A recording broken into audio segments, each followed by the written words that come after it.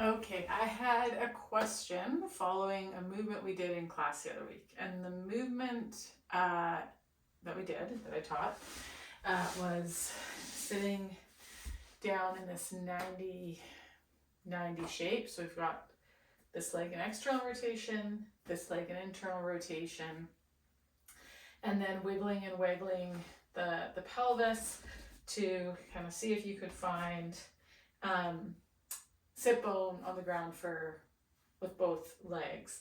Now the thing with this is this is like end range in hip, high degree of hip flexion for a lot of us. So some of us will not have the capacity. We will not own the amount of internal rotation and external rotation and hip flexion that is required to be here. And because we're in this like end range of things, we've kind of eliminated the ability for other joints to kind of help get us here. Okay, so what some of us might need to do is really extend out the knees more. Okay, that might help us kind of find the sitting bone. Now, I chose in the class to play with feeling both sitting bones, using a hand on the floor to kind of press, to rock onto both sitting bones, that one that wants to lighten, and then working in some lateral spinal flexion, maintaining the sitting bones on the ground. It's an invitation. It's one possibility to explore in this shape. Okay.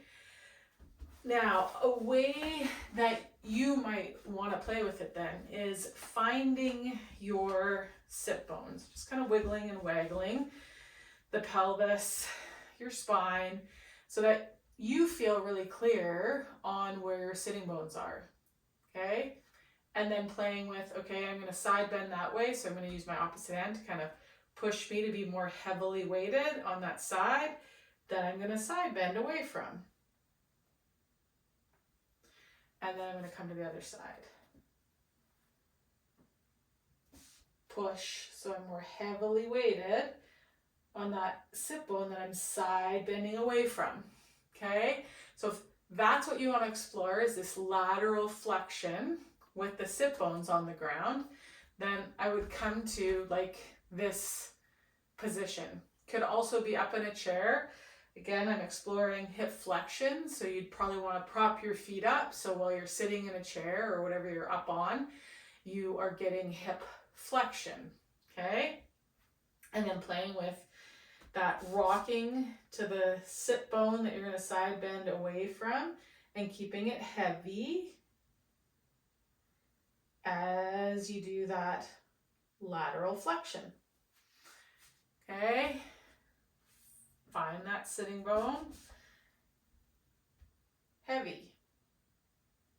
I'm pushing myself over towards it and then side bending, flexing that spine laterally. Now I could play with, okay, now what happens if both legs come into some external rotation? Same idea now. I'm going to push and I'm going to side bend.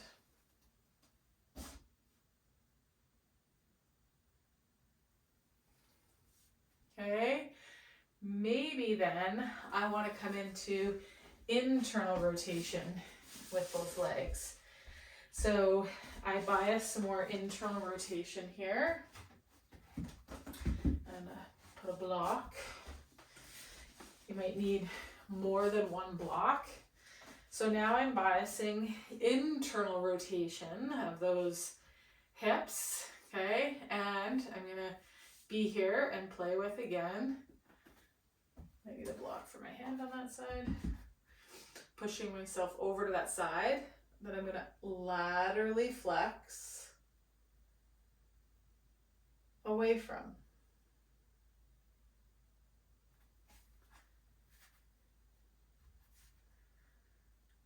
pushing myself. So I'm heavy on that side. Then I'm going to laterally flex away from.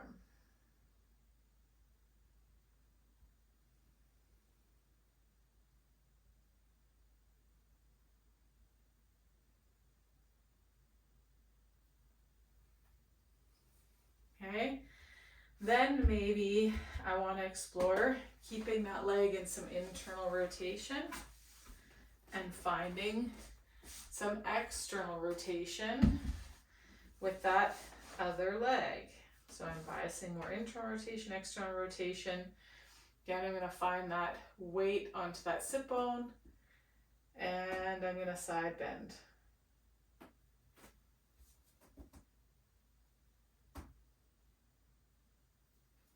Okay, so it's not about getting to this final shape. My intention was in that class to get us into a shape and then explore. So as you can see, we could do a whole class just on that movement.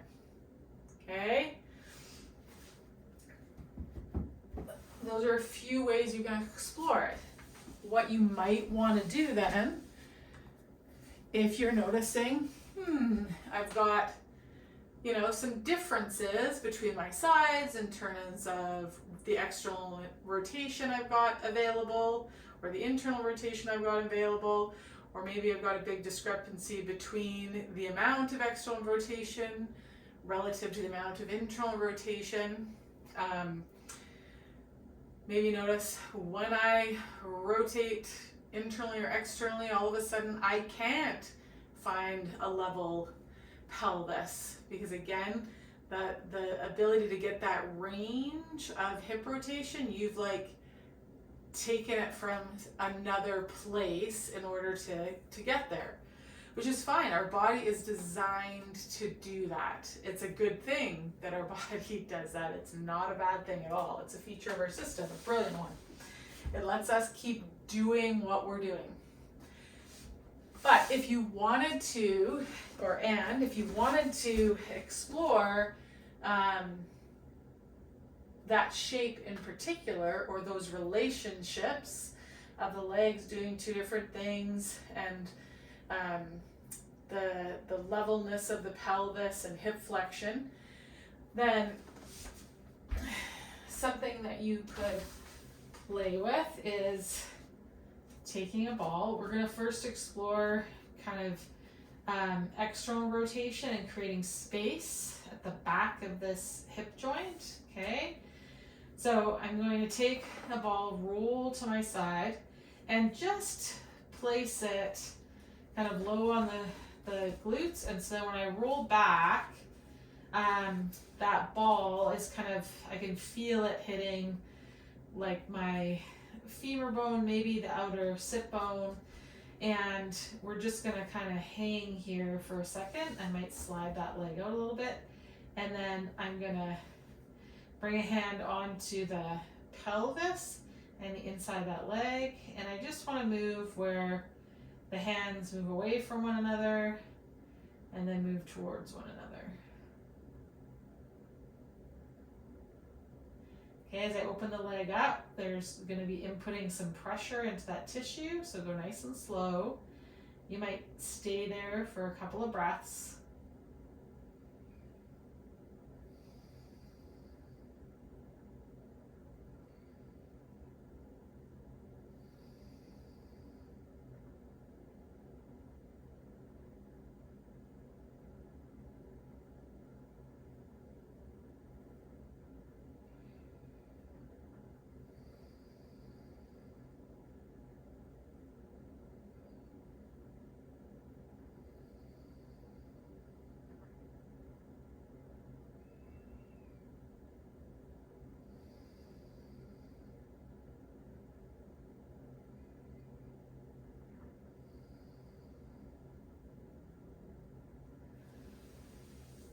Okay, then you might reposition. Again, I'm intentionally going quite low on the glutes. I want to get in and around the rotators a little bit more.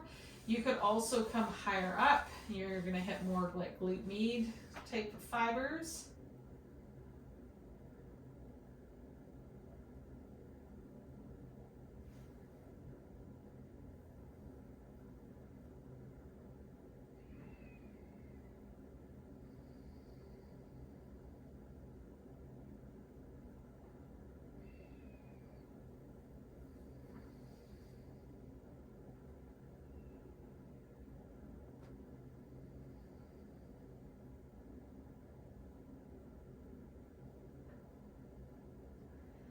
Okay, then what I'm going to do is take that ankle and cross it over the other knee.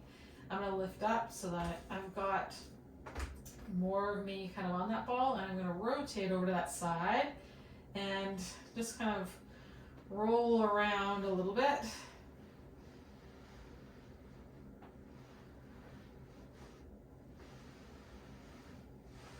I'm using that foot on the ground, and then I'm kind of up on my shoulders. Okay, then I'm going to take that out. Take a second. I might take that leg up, externally and internally rotate it. Hand on my pelvis so I can feel that ilium and that my pelvis is staying quiet. And then maybe I'm going to let that ilium go. So I'm moving the leg and the pelvis now, or that hemipelvis. Okay. And I'm going to do that same thing on the other side. So just taking that ball to the outside. I like to put a hand on the opposite ASIS and on the inside of that thigh.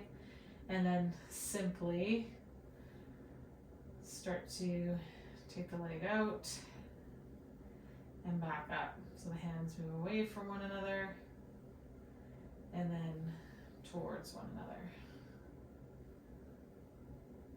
Sometimes too, and still thinking of hands moving away and towards one another, what can be helpful is bringing this hand to the outside of the thigh so that we kind of can let go into that hand.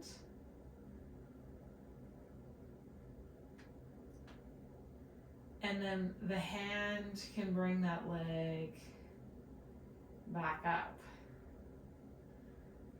So we can kind of let go into that hand.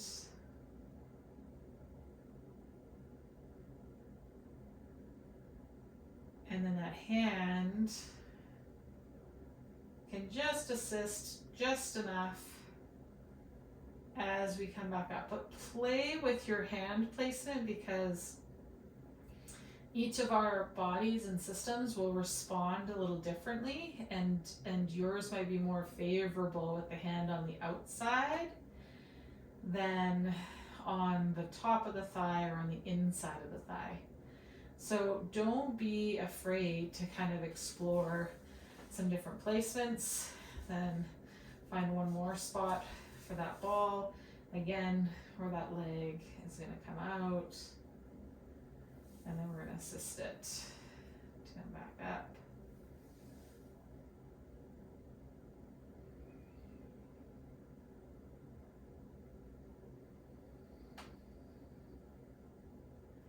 And just kind of find where you can move. Your movement is as smooth and fluid and effortless as possible.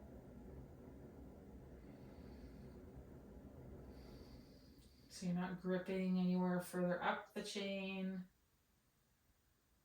like belly, low back, chest, neck. Okay, then we're gonna take that leg, bring it over the opposite knee, come up onto that ball, and just roll around a little bit around that outer hip, around where the greater trochanter is.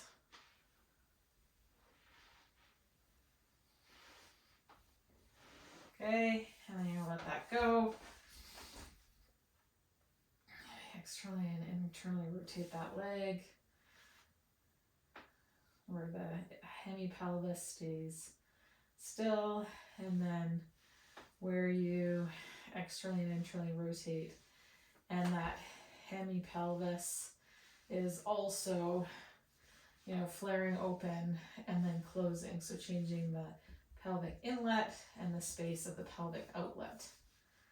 Okay, we'll let that go. So you might do some stuff like that, and then again come back to sort of finding your wiggle and waggle, finding your sit bones. I'm going to use the opposite hand to push me over to that side that then I'm going to side bend away from. I'm going to stay heavy, heavy, heavy, heavy, heavy in that opposite sit bone. And then going to the other side. So notice, having done that bit of work with the ball, kind of your ability to find the sit bones, your ability to be in some hip flexion, the feeling of that side bend.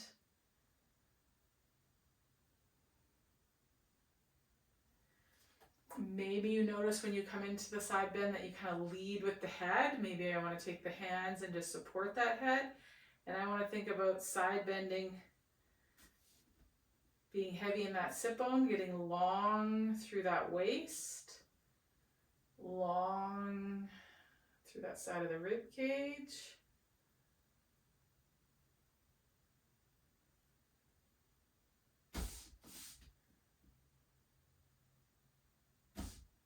Really staying grounded through that sit bone as I lean and lengthen that side.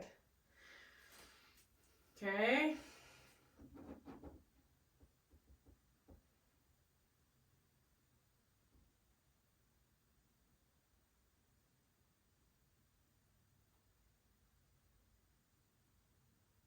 You know, get curious about the range of motion you do have.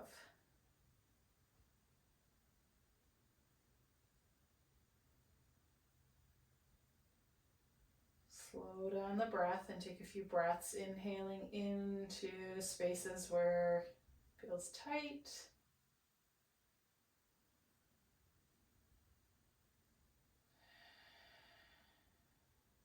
Exhale. Okay, then we maybe go to some external rotation. Again, find that rocking onto that sit bone. Side bending. Another thing that can be nice, because just like where the hand placement was on our thigh can change our experience, so can kind of what we do with our distal points and what they come in contact with. So maybe I'm going to be here, I'm going to press myself onto that sit bone, and then as I come over, I'm finding the wall with that top hand.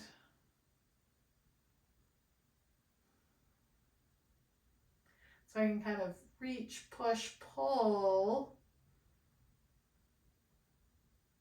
a couple different ways, taking a few breaths, again, inhaling into spaces that maybe don't usually get stretched from the inside out with our inhale and our exhale. Don't get expanded and compressed. Okay, then maybe I come back and just feel how it is to be here and how my pelvis feels. Okay, now I want to take you through one other way to kind of explore that shape a little bit differently, with maybe a teeny tiny different focus. But again, it's not the end of the shape, it's like it's what it connects and opens up for each of us that matters. What it makes possible, either into coming into our awareness, or in our breath, or in our physical body. Okay, so this would be where I bring my pelvis and my torso onto the blanket. Okay, so you're going to need to be on a slippery surface. Now, if my feet are on the wall, I'm going to be in more hip flexion. Feet on the floor, I'm going to be in less hip flexion. Okay, then what I'm going to do is toe heel out my feet a little bit. And I'm going to start to play with taking the legs side to side. So one leg's coming into internal rotation, one leg's going into external rotation. So I'm getting these leg actions.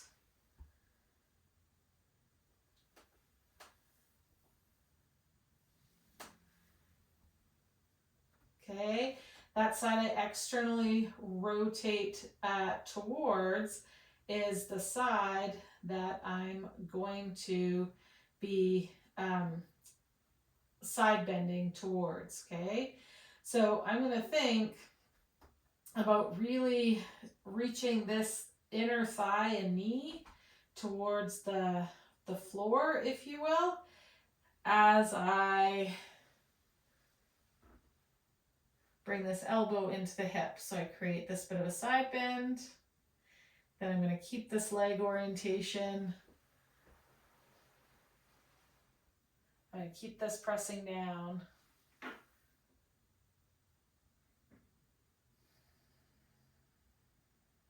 Take a couple of breaths.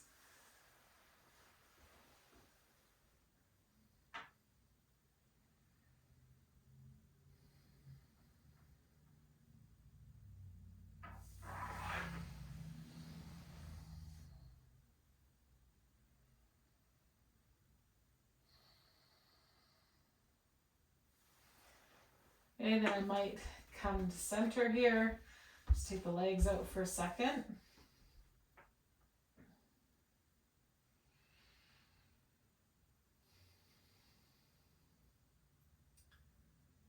Notice what I notice. And then toe heel out those feet. Internally and externally rotate. I could even put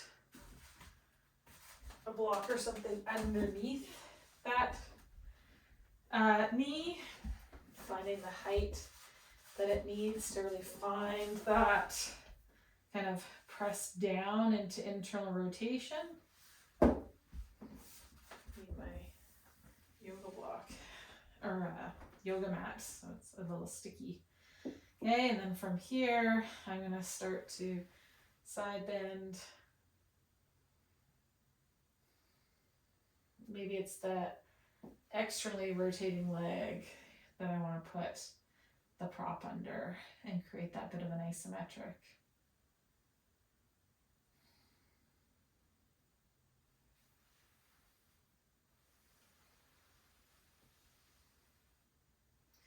Okay, I decided to bring my hands up onto my head so that I could isolate this movement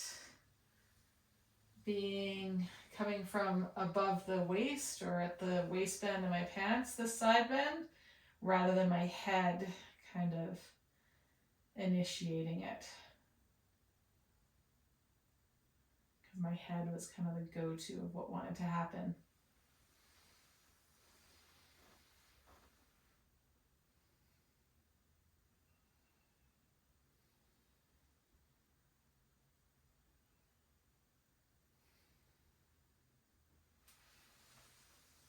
Okay.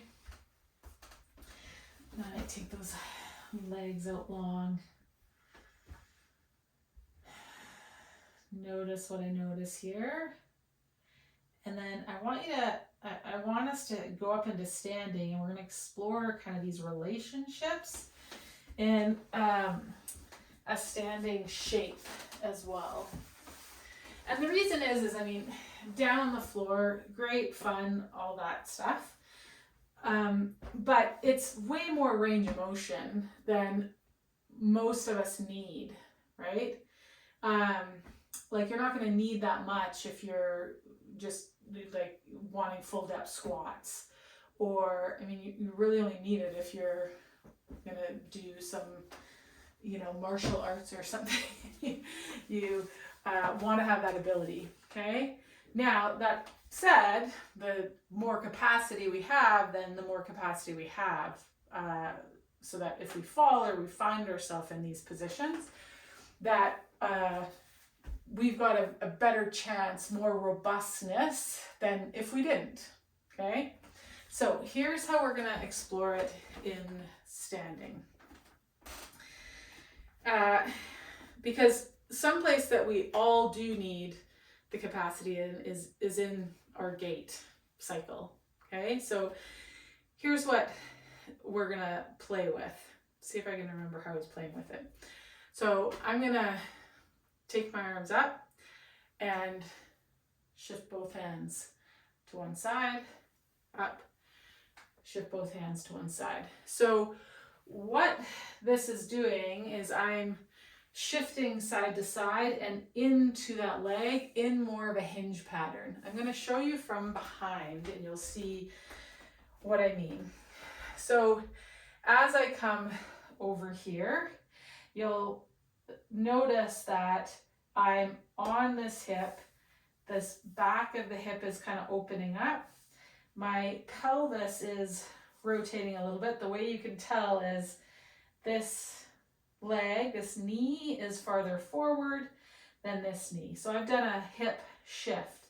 So this leg is biasing more internal rotation because of the position on the pelvis.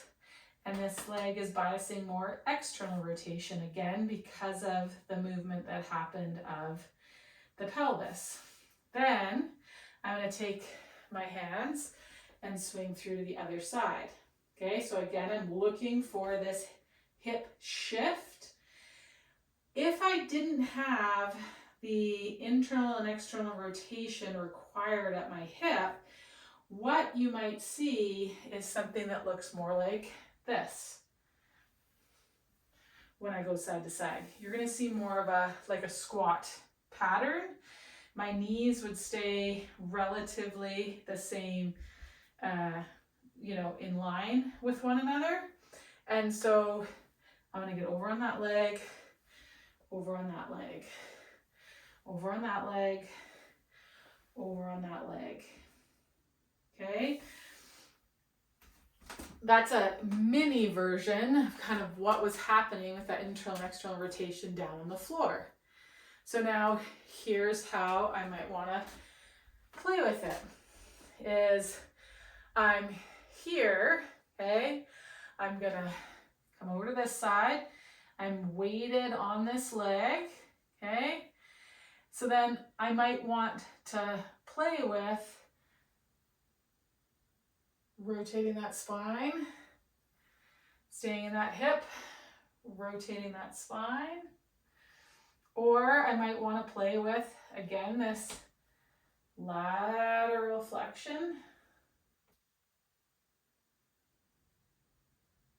Staying on that side. Okay, staying on that side.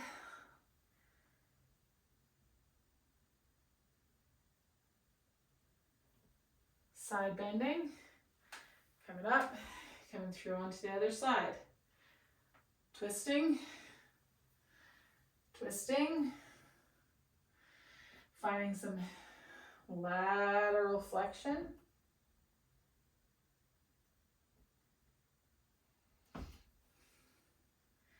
Finding some lateral flexion. Then I might want to come back up to standing. Just walk a little bit, see how things feel. How my feet fall on the ground. Okay, and notice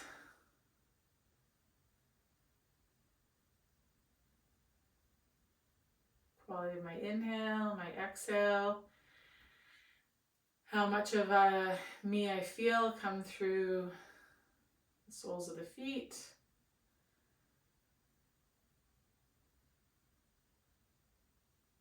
My ability to have a sense of yielding down into the ground. Okay, but also the sense of kind of rebound and ability to be lifted off or away from the ground. But it's not like I'm like resisting the ground. Okay, so there's some ideas, kind of a snapshot into my thought process. In the class, we were exploring movement of the leg and the hemipelvis. Okay, freeing the spine. So I chose a movement, a very, very actually complex movement that the majority of us may not have the capacity of all that is required. Hip flexion, internal, external rotation, and being weighted forward. So there's some ideas of ways you could, based on what you noticed in that movement, you could kind of play with it and go down some other points of inquiry for yourself. So I hope that that was helpful, informative, interesting. I don't know that you all wanted to be more in my brain, but there you got it. Reach out with your questions, have fun playing with it, and if there's any other movements that you'd like me to break down, just let me know. Okay, bye for now.